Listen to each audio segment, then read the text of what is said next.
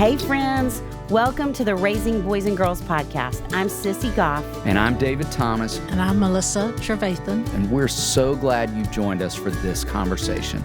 Let's dive in.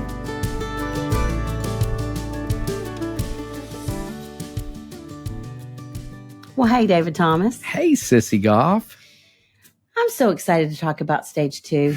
We're always excited to talk about stage 2, aren't we? Yes. These amazing littles. They're so fun. They're so fun. Actually, girls start to get not so fun every once in a while in this window. But by and large, they're so fun. Boys are really fun. Yes. This is the pocket where I often say if I could freeze a boy in his development, I would freeze him in stage 2. I would agree about girls too. Yeah. But I do think we've got to be aware that there's a little bit of teenagery creeping in for girls, not so much boys at this point. I read recently that 15% of girls are starting their periods today by the age of 7. My goodness. I know. So definitely we've got some hormones creeping in that are impacting the emotions of girls in this stage. But by and large, it's such a rich time. It is. You call it what? The lover stage. And I call it the adventurous years. Why do you call it the lover? Because boys are so tender and loving. They are full of emotions. I have a lot of conversations with parents of boys in this age where they will say things like, he loves big and he melts down big. Like it's both sides. Yes, I can see that. Yeah. Yeah. Well, with girls, I call it the adventurous years because I just think that's such a rich part of the season where they're not self-conscious. Like they're going to be so much in the next stage of life. I always think about the girls in movies. You know, if you think about a movie with a main character that's a girl, really most of the time she's this age. Like, okay, let's throw out some. My Girl. Yes. Winn-Dixie, because of Winn-Dixie. Kit Kittredge. All the American Girl ones. Yes. So, I mean, really. And the reality is, I think none of us want to watch a 13-year-old girl for 2 hours. We would be miserable. No, we don't. But most movies where the main character is a girl, I think she's in this window because they are adventurous. I think of those girls on their bikes, pedaling as hard and fast as they can, slinging mud up on the boys behind them, not thinking a thing about it. It's just such a sweet, rich time. Yes. So many good things. Okay, I want you to tell a story that kind of defines this time period in your life. You know, if I were to think back on this stretch for me, I discovered the Hardy Boys books in this stage. Man. And I would collect every single one of them over the years. I would save up my money and I had the whole hardback collection. And yes. And I could not wait to get the next. I know I couldn't wait to get the next one. And my friends and I would play detective. Like we would pretend we're the Hardy Boys and we would come up with these adventures, something we needed to, you know, be detectives to find out. And I have so many positive memories when I think on both those books and that time and the imaginative play that I think spills out of boys in stage 2. Yes. What about for you? Well, that took me back to a lot of fun neighborhood memories, things like that I don't think kids get as much these days. But okay, so my most defining memory of that time, which I think is interesting because I think it really reflects 2 different parts of my personality. I don't know if I've ever told you this story. I can't wait to hear. Well, so I was an only child, you know, till 16. And I would wake up. I loved to get up and watch cartoons on Saturday mornings, as did, I think, everyone on the planet. And because I was an only child, my mom was my playmate most of the time. So she would wake up and watch cartoons with me. And there was a Saturday morning that I woke up and my mom didn't. And this is not going anywhere bad. I promise. That sounded scary, but my mom didn't. And so I started getting nervous. Didn't hear her. I may have knocked on the door. Surely I knocked on the door. Didn't hear a thing. Have I told you this? No. Got more and more nervous. I think I tried to make myself watch one more Casper, Waiting. Roadrunner. Yeah. Who knows what I was watching? Scooby-Doo. And then I got really anxious. It's the first memory I have, I think, of being afraid or anxious as a kid. And I mean, I bet I was 6, 7 at the most. And we had this L-shaped hall.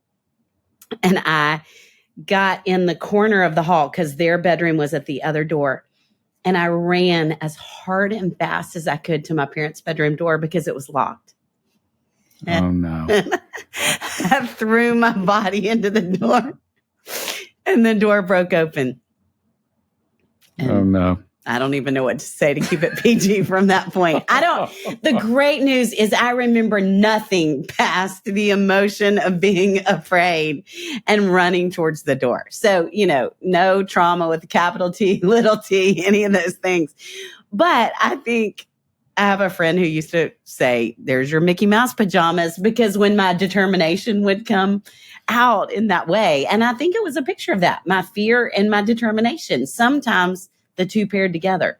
But I think that is a picture of that age, because we're going to talk about anxiety and the average age of onset, and that these girls are full of some of their best stuff, and they have willpower and strength that we want to really enjoy and call out in them. But mine, I don't know if I was really wearing Mickey Mouse pajamas, but I think that was probably more traumatic experience for my parents than it was for me. But I do remember that day well. Your mom was maybe wishing she had met our friends Megan and Mary Flo of Birds and Bees, who could have helped out after that exchange. I think you're probably right. Okay, will you talk a little bit about these guys? I want to hear more about them, because I have a nephew who enters this phase in November. So I am listening for all the lover material. Well, I was thinking that one of your favorite humans on the planet is headed into the best stage. So excited. I was with our friend Jana Muntz here this week, and I think she said 4 different times, there is nothing better on the planet than a 5-year-old boy. No, I don't think there is. I really don't. Like, it is so much goodness wrapped up inside this little body. And yeah, I have long said that if I had ever been a teacher, I would have absolutely wanted to be a kindergarten or first grade teacher. Like, I just love boys in that space so much. And I'm so excited Henry's headed into this territory. And the reason I do, if I were going to say a couple of things that he is, I would say first and foremost, he is tender. It's why I call it the lover stage. He is tender and aware. And I think it's why when you and I travel around the country and do in-services with educators, we so commonly find kindergarten and first grade teachers who've been doing it for 20, 25, 30 plus years. Yes. I think they can stay in the profession for so long with kids in that space. We just had some on the absolutely, because kids are so tender in that space. And it is much harder to come by a 7th grade teacher who's been at it for 30 plus years. And when we meet them, we just kneel in reverence, don't we? Because that is heroic, is what that is.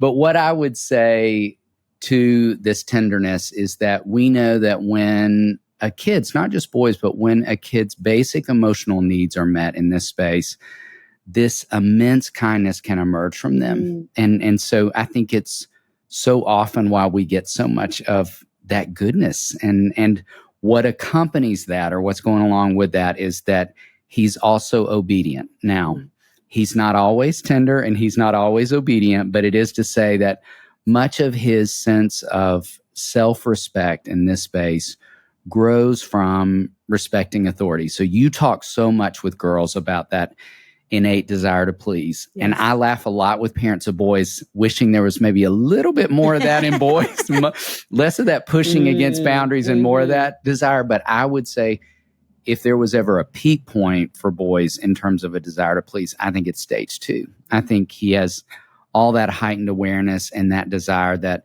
he wants to be seen as okay in the eyes of the grown-ups that matter to him. So his teachers, his coaches, his parents, his grandparents, he wants to really feel like I'm doing the right thing. I'm following through with what's required of me, and the grown-ups around me are okay with me, which is why I spent so much time in stage 1. And if you missed that episode, go back and listen. No matter how old your boys are. Yeah, talking about how to engage him differently, because if the most of what he's bumping up against in this stage is this frustration or this exasperation, and he feels like I'm not hitting the mark, I'm not doing what's required of me, then I think boys can take some real hits to their sense of self in stage 2.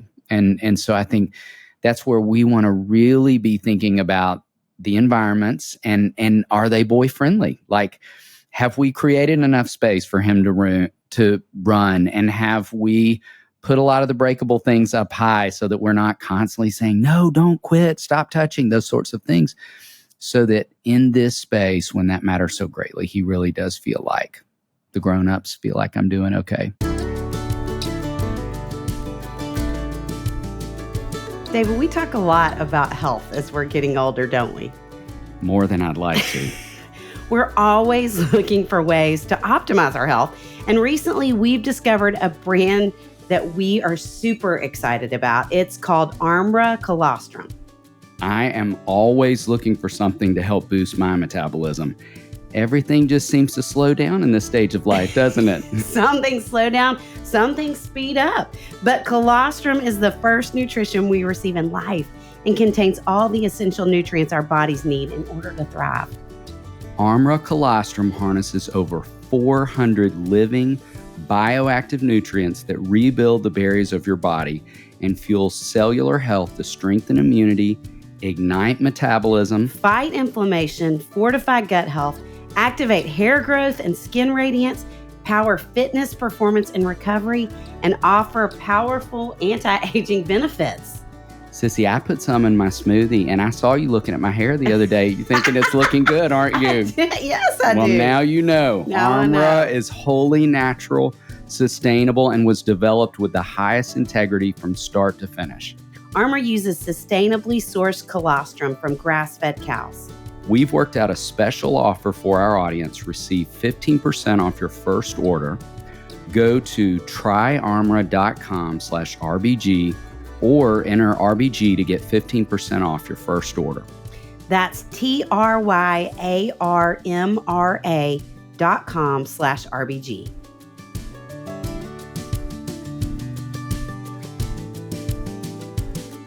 Sissy, did I tell you I almost missed my flight the other day? I had to run to catch the plane, which is very hard for me at this age. David, I don't know how you're keeping up with your crazy travel schedule. Well, I'll tell you what's helping. My Liquid IV. Hydration is not just for athletes.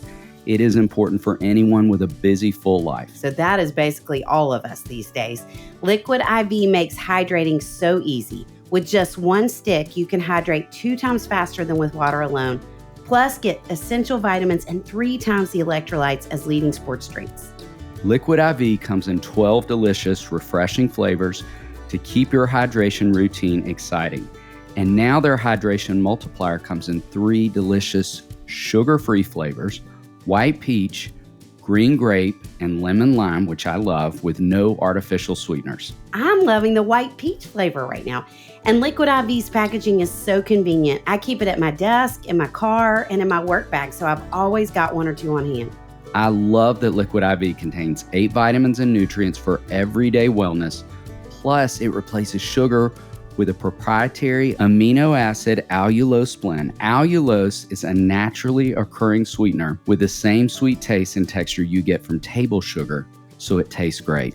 Grab your Liquid IV in bulk nationwide at Costco, or you can get 20% off when you go to liquidiv.com and use code RBG at checkout. That's 20% off anything when you shop Better Hydration today using promo code RBG at liquidiv.com.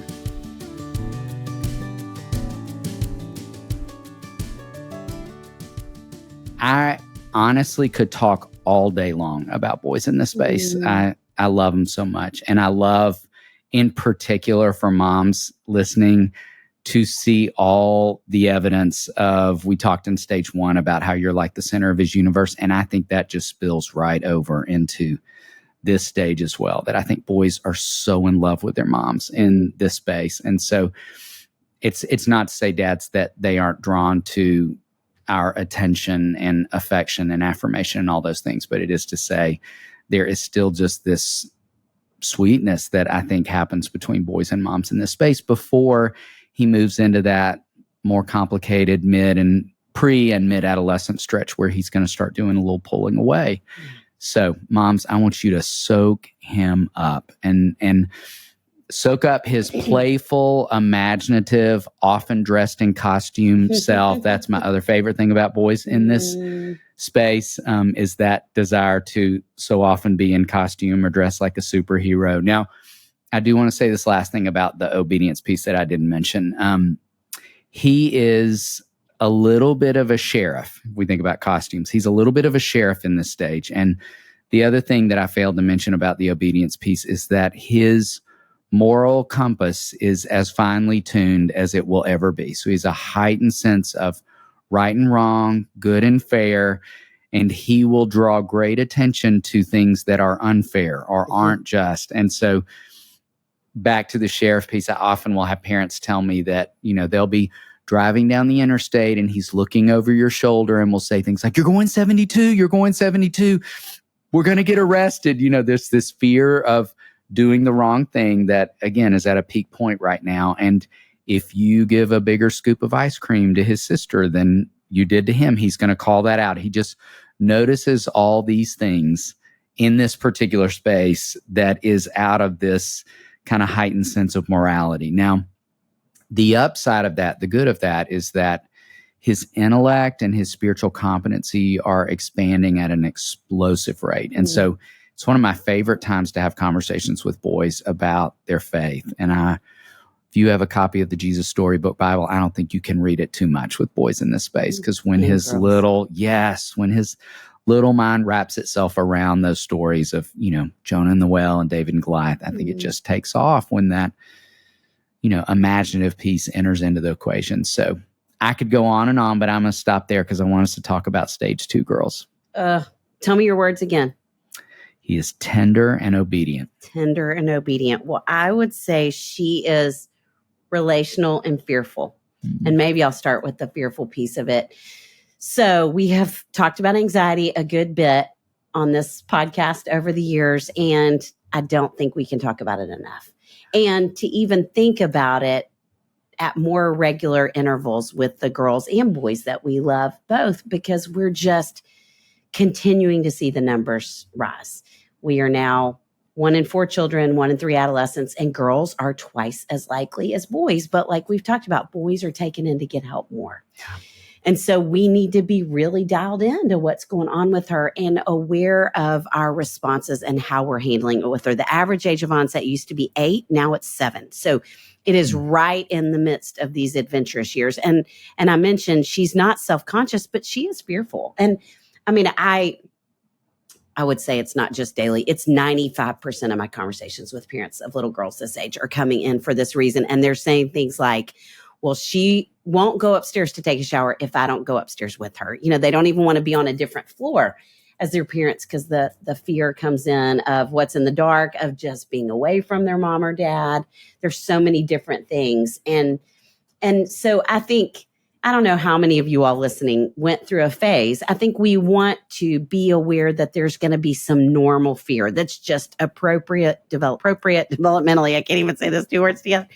So there's just some normal fear that she's going to go through. And when we get concerned is when she gets stuck. But in the midst of the normal fear, our response is really important. And so one of the things that I think is going on for her in this stage is she is still very concrete in her thinking, just like he is. Her imagination is off the charts. So she is picturing monsters under her bed. She's picturing the things that go bump in the night, all of that. And she's all of a sudden old enough that when she walks through the living room, I don't know that he does this quite yet, but when she walks through the living room and the news is on, she is very in tune to what's going on. So when something's going on in our cities, in our country, they're just aware of that. And so I think all those things come together to create this perfect storm that is anxiety for girls. And I also think hormones are just starting to enter their brains, and hormones and anxiety are very tied together. At this stage, again, when she starts her period, it is all throughout our lives, I believe, as women. So let me give myself as an example, because I was, like I said, I was fearful in this stage of life. And I had this very elaborate routine that I would ask my mom to go through. And what I have learned doing this work, we both learned in all these years, is that the bedtime routines that kids create are to keep them safe. In their minds, I have to say this, and then you have to say that, and then you turn off the light, and then you say the last thing, because I feel safe in that structure and sameness, the routine of it. And so we had a routine that we did every night, my mom and I I would ask her, I would have her look under my bed, pull up the bed skirt, look under the bed, and she would open, I can still picture the mirrored doors of my closet, that she would open the closet, make sure nothing was in there, shut the doors, and then she would sit on my bed and we would pray. Now I'll lay me down to sleep in the Lord's Prayer. And it wasn't until I was an adult and seeing a counselor myself, partly for anxiety, that the counselor said to me, Sissy, I'm not sure why your mom looked. Which it had not even occurred to me until that moment, that what my mom was doing, not on purpose, but when she picked up the bed skirt, when she opened the closet door, she was saying, yeah, you're right. A monster could be down there, or a witch could be in your closet, which were the things I was most afraid of. So I'm going to check before you go to bed. Really, she was just trying to probably get me quiet into bed, but it validated the fear to some degree. And through my counselor, I got to a place where I realized what I wish my mom had done would have been to sit on the bed and say, Sissy, monsters don't exist. There are not witches. You are completely safe. God is protecting you. He is in the front of the line protecting you. And your dad and I are right behind him. And you're okay. Yes. Maybe taught me some breathing. Maybe taught me some grounding techniques. 3 doors that we love with kids who are trying to fall asleep. But I think it's so easy to fall into what's considered the content trap. I'm going to come back to that. So we were teaching this class once, a parenting seminar, and I had a mom who came up and she said, that thing your mom did. She said, I totally did that with my daughter. And I got a can of hairspray and I wrote monster repellent on it. And every time before bed, I would spray monster repellent all over our room. And she said, Sissy, it worked. Well, again, they're literal in their thinking. They're imaginative. Of course it worked. And my immediate thought was, can you imagine that girl when she had sleepovers? What? I'm supposed to go to bed at your house and you don't have monster repellent? How will I ever be able to sleep? Poor thing.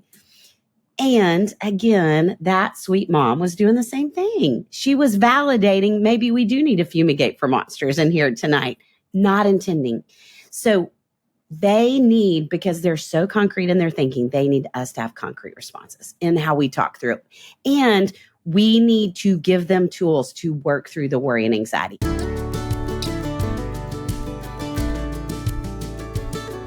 David, I don't go anywhere these days without my Beekeepers Naturals Propolis throat spray. I saw you spraying the other day. Oh. Me either. It's not just for scratchy throats. You can also use it to proactively support your immune system.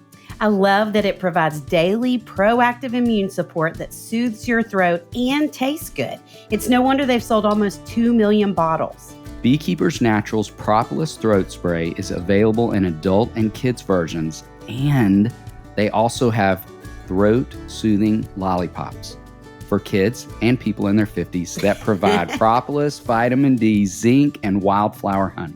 Plus, they taste great and have only 2 grams of sugar in each serving. That's 50% less sugar than the leading licensed lollipop. Say that 10 times, Sissy.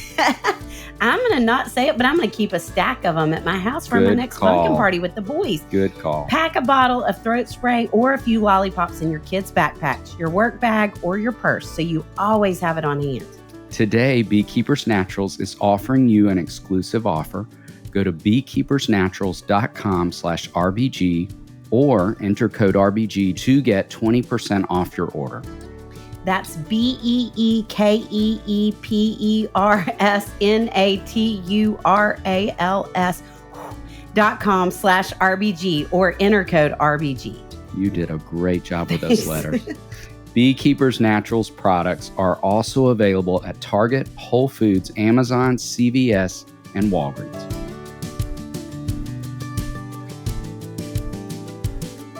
Sissy, what's it like watching the boys now that the weather is turning cooler? I'm just checking on you because I know how hard it is when boys are cooped up in the house.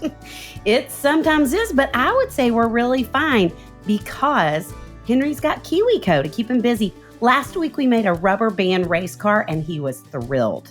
That sounds like it was right up his alley. KiwiCo really does have something for every kid, no matter their age or interest. Christmas is right around the corner and KiwiCo makes the best gift. A subscription to KiwiCo is like the gift that keeps on giving. Literally, for months and even years beyond, because kids learn new skills from their KiwiCo projects that will follow them through life. Giving KiwiCo is like giving the gift of discovery through hands-on experiences, allowing kids to learn about topics that they love, from dinosaurs to rocket ships. There is something for kids of all ages, from infants and preschoolers to teens and beyond. Sissy, I made a wooden ukulele recently, and we could start a folk band. I love that idea. KiwiCo is a gift that will get kids off screens and into some seriously fun learning. And grown-ups too, obviously. With a KiwiCo subscription, there's no commitment, so you can pause or cancel anytime. Give the gift of hands-on fun with KiwiCo. Just in time for the holiday shopping, we've got an incredible deal for our listeners. Get your first month free on any crate line at kiwico.com/RBG.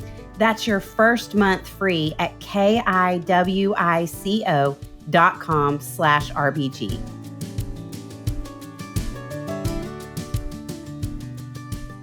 One of the biggest mistakes that we make is falling into what's considered the content trap. And that is basically, y'all have heard us talk about it, the one loop roller coaster kids get on when they start to be afraid. And they're afraid of monsters. They're afraid of being away from you. They're afraid of throwing up because someone threw up at the birthday party. And they can't stop talking about it. And often we go down the rabbit trail with them of, you're not going to throw up. You don't have a tummy virus. You're feeling fine. Well, that's not going to work if they have a tummy virus next week and they feel anxious. Or, as you all know, we can track that looping thought with their development. And what happens is it becomes like whack-a-mole. And I didn't stay afraid of going to sleep. I became afraid of something like else 6 months later or a year later. And then I became afraid of something else. And that's what kids do. It moves from monsters to airplanes to throwing up to being embarrassed in front of their friends, basically the scariest thing they can imagine developmentally. And so when we teach them tools like RN Strong and Smart for boys, because boys do feel anxiety too. Yes. They struggle with it too more than ever. And Braver, Stronger, Smarter. It's why we wrote both of those books. The tools are in there. When we can give them concrete tools and not fall into the concrete trap, we're preparing them to handle anxiety preventatively, no matter how it shows up. And that's what they need. Those tools are going to equip them for life, not just the bedtime blues of feeling afraid to fall asleep. And so we want to think about, number one, in those times, not falling into the content trap. Number two, y'all, I think hands down, the other thing we would say that you all have heard us say in the last few months is they need you to do your own work. That is one of the best gifts we can give kids. And we sit, daily, we're having conversations with parents who either are aware that their anxiety is rippling over and are wanting to do something different, or aren't. Yes. And they see their kids as anxious and want us to fix their kids, and they're not aware that they're a part of the equation and a really important part of the equation, because you say all the time, kids learn more from observation than information. And that's true in terms of anxiety too. It trickles down. And so we've got to do our own work. So number one, fearful. Oh, I guess I should say, so maybe grab a copy of The Worry-Free Parent if you don't have it already, because I think it will help in terms of doing your own work. Absolutely grab a copy of that book. And y'all, I want to say, when we are talking like this, like when we're recommending our books, we are always writing books based on what we're seeing the most. And so we really are not just trying to sell you our books. We're trying to say these are resources we wrote in response to these issues, because they're the things we're doing in our counseling office all the time. We joke about this is the first 6 weeks of counseling for free, or for $15 if you buy a book. And so that's why we're recommending those. Okay, number two, she is relational. She's so many things, but she is relational also. And we talked about how that was going to be defining for girls across every stage of their development. In this window, I always think this is the age where she wants to buy the little necklace that divides in two. And she wants to keep BEFR, and she wants to have a little best friend that she can give STIND. And we see a lot of girls who don't have a best friend in this window start to tank and really struggle emotionally. And so we want to be aware of helping her not only develop friendships, because that is important. Start now letting your house be the fun house, the house that other kids want to come to, whatever that looks like, that you have taco nights, that you let them, you get a ping pong table, whatever it is they might want to do, boys and girls. Yes. We want to have the house in the neighborhood that the kids want to congregate in, because then not only when we invest in the lives of our kids' friends, we're investing in our kids, because that is one of their greatest currencies, but also you know more of what's going on in the lives of your kids. And so think about what you can do strategically to have kids over more, because two, you're letting them build friendships. And we're not just building their friendships, we're building their friendship skills. And post-COVID, in this day and time, I mean, I think we both have never seen as much social anxiety among kids, but also as many kids who are behind in their social development. Yes. And that coupled with, I'm throwing a lot of things out, that coupled with some of the entitlement that we're still seeing as a result of COVID and the lack of having to accommodate other people, I think is impacting kids' ability to have reciprocity, which we talk so much about in Are My Kids on Track? And so I think to think about how to help develop their skills in terms of engaging friendships, inviting friendships, developing friendships, boundaries in friendships, reciprocity, all of those things. I talk so much with girls at this stage about strength and kindness, because I think most girls in elementary school, let's tell the truth, most women, all ages, we struggle to be more strong or kind. We naturally lean one way or the other. We don't do both very well. And so helping kids in these years learn to say things like, I want to play with you, but not when you treat me like that, to kids who aren't as kind to them. I would love to be your friend. I'm not friends with people who treat me that way, is basically, can you even imagine if you had learned those skills at 8 or 18 instead of 38, 48, 53? You know, I'm still learning them today. And so using a template and circling back to her for years of strength and kindness. What does it look like to have strength and kindness, that it's both things? I think that's so important. Things like, I talk with girls a lot about balcony friendships. It's one of my favorite things to talk to them about. I read a book a long time ago called Balcony People that basically talks about the verse about running the race set before us and the people that are cheering for us on the balcony, and how we have balcony friends and then we have basement friends that are the kind of people that try and grab your ankles and pull you down. I don't believe either of those are more true than for girls in their growing up years. And then there was a girl at Daystar who said to her counselor, what about the roller coaster friends that go balcony to basement, balcony to basement? And so I think that's another template we can use with girls to say, who are your balcony friends? Who are your basement friends? And who are your roller coaster friends? Because we want them to be connecting the dots to what healthy friendship looks like. And the last thing I would say that I think is really important in friendships in these years is that idea of there are two sides to every street. And I wonder if you would say this is true about boys. I have never seen a generation of parents who are trying as hard as they possibly can to support their kids, and who are sometimes allowing their kids to get stuck in thinking it's everyone else's fault. Yes. That it's not that I have problems sometimes making or maintaining friends. It's that my friends are the problem. Yeah. And so being aware of helping them see, could they have contributed to what's going on right now? And we always want to start with a lot of empathy. We really want to start with hearing their side. And then to say something like, because this is certainly true for me as an adult. I don't know that I remember telling someone that they hurt my feelings without them saying, I hurt theirs too. And to say that to kids and to say, so I think, we're always going to talk about it from both ways because there are two sides. And if you've already established that, then you could say, so what's the other side? And you can even do it in a kind, playful way. I remember a girl who was a senior in high school saying to me, every time I told my mom I had conflict with a friend, she would say, what's your part in it? She said, it made me crazy when I was a 7th grader, but I'm so glad she did it. By her senior year, it's going to take a long time for them to get there, but it is so important for us to help kids look at both sides, because that is foundational for healthy relationships moving forward. And right now, I believe we're raising a lot of kids who are going to have a hard time knowing how to work through conflict and knowing how to take ownership because they're not learning early on. So let's talk about strength and kindness. Let's talk about balcony friends, and let's talk about two sides to every street. in these important relational building years for girls. I put this great quote in Raising Emotionally Strong Boys. You made me think of it then, that I learned from a school administrator that I love, who says, assume the best, be curious about the rest. And I love that. And she talks about it in the context of parents taking that approach with teachers. If your kids come home and are like, my teacher, da-da-da-da, and how could you assume the best about that teacher and be curious about the rest? Like, maybe you're not getting the whole story. Maybe they had a contribution in that. And I think what a great thing to apply to friends too. Like, what if I were to assume the best and be curious about the rest? Maybe they had a bad day. Maybe it wasn't about me. Maybe they weren't talking about me at all, but not making assumptions until we add a little curiosity into the mix. And I felt that in so much in what you were saying. Okay, so 2 practical takeaways for today. What if that's one? I love it. Think about a way you can assume the best and be curious about the rest. 2, we really want you to model healthy friendships.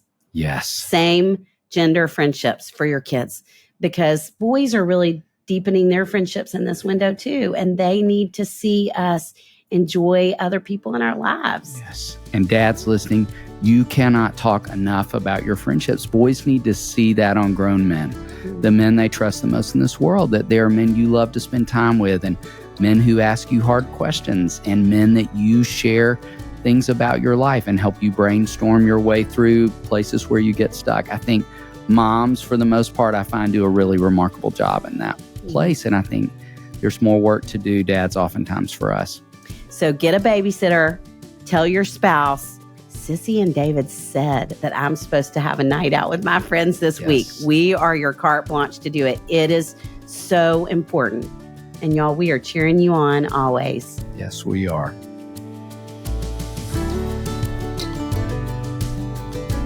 If you are enjoying the Raising Boys and Girls podcast, click follow on your podcast listening app to subscribe and not miss an episode. Join us next time for another episode where we'll bring you help and hope on your journey of raising boys and girls.